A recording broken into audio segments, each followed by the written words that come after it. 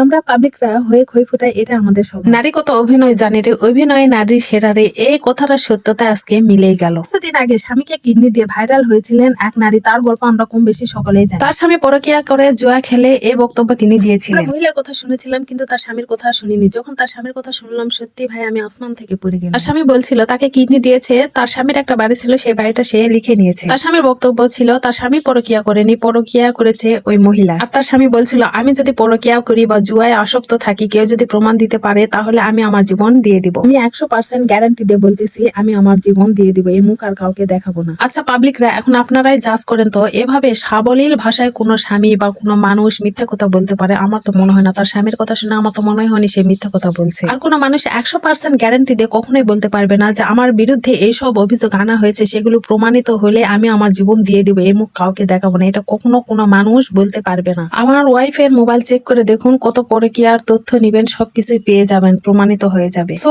আমাদের এখান থেকে শিক্ষা নেওয়া উচিত যে একতরফা কারো কথা শুনে আমরা অন্য কাউকে জাজ করব না।